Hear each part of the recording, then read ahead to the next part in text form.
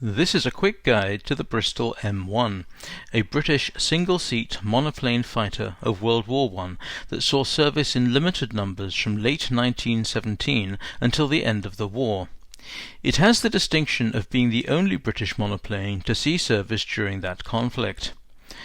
It is an aircraft of somewhat legendary status, whose proponents, after the fact, state that with its high speed, some 30 to 40 miles per hour higher than its contemporaries, and general excellence, should have entered mass production as soon as possible, and that British High Command let their prejudice against monoplanes affect their thinking.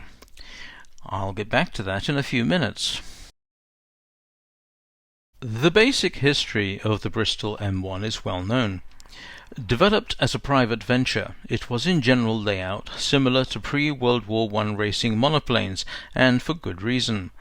As form follows function, the pursuit of speed resulted in generally similar aircraft, that is, sleek, for the time, monoplanes with bracing wires to provide strength and stability to the single wing. Distinctive in the M1 is the use of a domed propeller spinner that resulted from experiments performed on the Bristol Scout D, though this aircraft cannot be considered a progenitor. This gives it an almost stretched teardrop-shaped profile that makes it quite identifiable. However, this led to potential overheating problems during service in Mesopotamia that would lead to its removal. Varying engines were trialled, ranging from 110 to 150 horsepower, which, while not untypical of the time, nonetheless propelled the aircraft at speeds of up to 132 miles per hour for the prototype, which is quite respectable, and ranks it as one of the faster aircraft of World War I from its first flight in July 1916. Indeed, this is 20 miles per hour faster than the contemporary French Nieuport 17 and Albatros D1 then coming online. Compared with the British DH2 that was seeing squadron service, it was about 40 miles per hour faster. Rate of climb was comparable to those fighters, and its loaded weight fits into the same general bracket.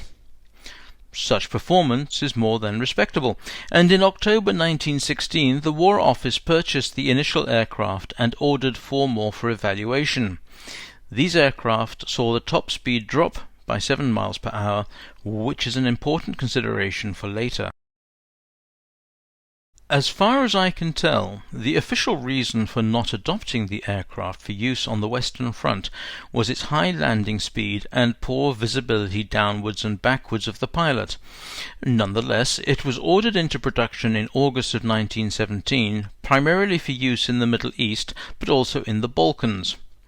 Around 125 were built, but of these only 33 saw moderately successful service, insofar that they remained in those arenas until the end of the war, and do not seem to be plagued with anecdotes about particular problems. Their primary role seems to have been ground attack, as their endurance was insufficient for bomber escort. Of the remainder, most were used as trainers, and a handful, 12, were delivered to the Chileans, and one of them became the first aircraft to fly across the Andes. Post-war, a few ex-military M1s were pressed into use for sport and racing purposes.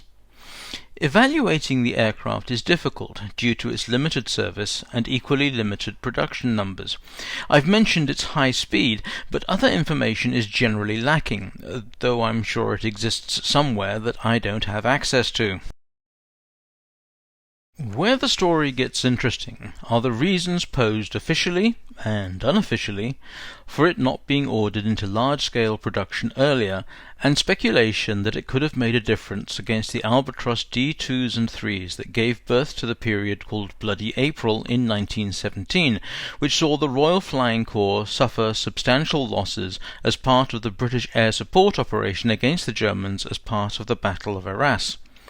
Incidentally, despite the losses, Bloody April can be considered a strategic British victory against the Germans because the Germans were unable to stop British air operations.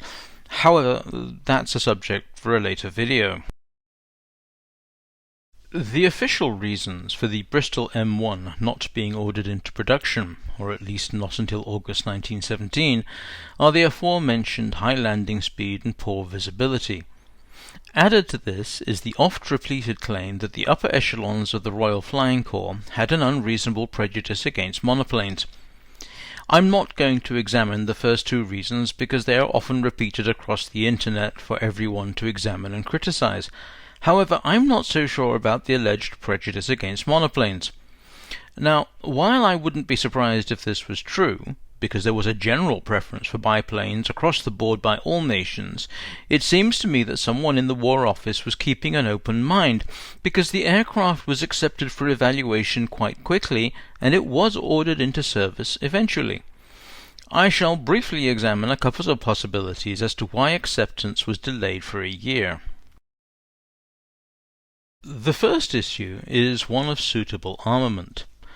At the time of its first flight and the subsequent evaluation period, there wasn't a really suitable interrupter gear. This was an aircraft that really needed a machine gun mounted in front of the pilot, firing through the propeller arc. While the Vickers Challenger synchronization gear had been around since late 1915, it wasn't well suited to rotary engines, including those with which the M1 was equipped. Indeed, 4 of the evaluation aircraft were equipped with a single Vickers machine gun in the port wing route. Whether or not it was synchronized, I have been unable to determine, nor if it was a particularly desirable solution, though I'm guessing not. The location seems, to my inexpert eye, to have made it difficult for the pilot to access in order to clear malfunctions, an important feature. Complicating this installation would be the awkwardness of sighting. Having a machine gun firing several feet off to the side of the pilot's line of sight would complicate aiming. This would be resolved with the multi-gun fighters that appeared during the interwar period, but at the time about which we are discussing, everything was still new, air-to-air combat being at most 3 years old since its first occurrence. Along with everything else, sights were still in development, so it's an added complication. The synchronization issue would be resolved by the introduction of the Konstantinesco interrupter gear in early 1917, but by that time it was a moot point, because over and above these issues is a more basic reason for not accepting the M1 into service quickly. It was unnecessary. During the development and evaluation period of the M1, parallel development was occurring of more conventional biplane fighter aircraft that would go on to considerable success. The Royal Aircraft Factory SE-5 can be argued to be one of the best fighter aircraft of the First World War. The early versions were quite fast, around 119 miles per hour, later developing a top speed of 138 miles per hour.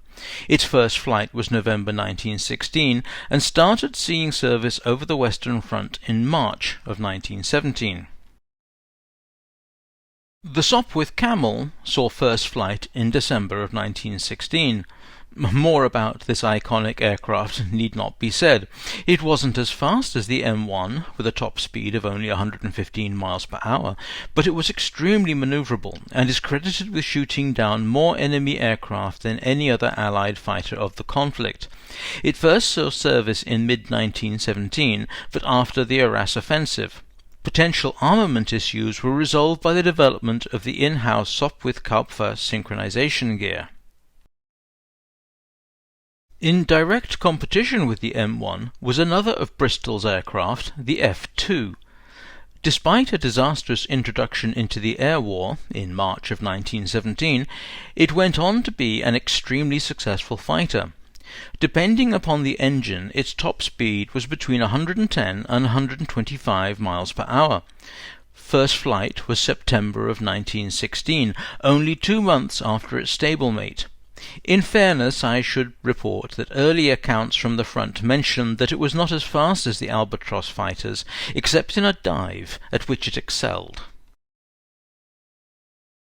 So, even discounting the alleged prejudice against monoplanes, there seems to be no pressing reason for the Royal Flying Corps to accept the M1 into service when more, trustworthy biplanes were in development at the same time for the same purpose.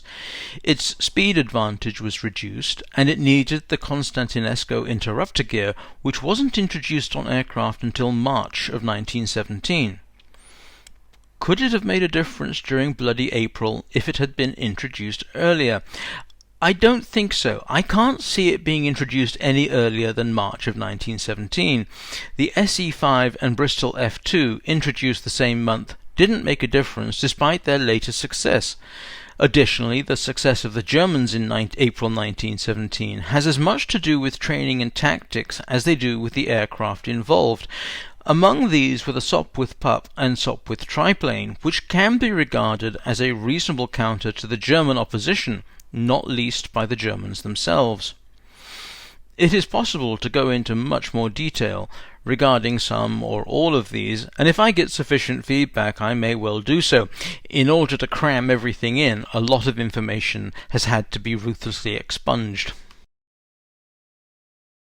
One remaining original Bristol M1 survives and is preserved at the Harry Butler Memorial, Min Leighton, South Australia.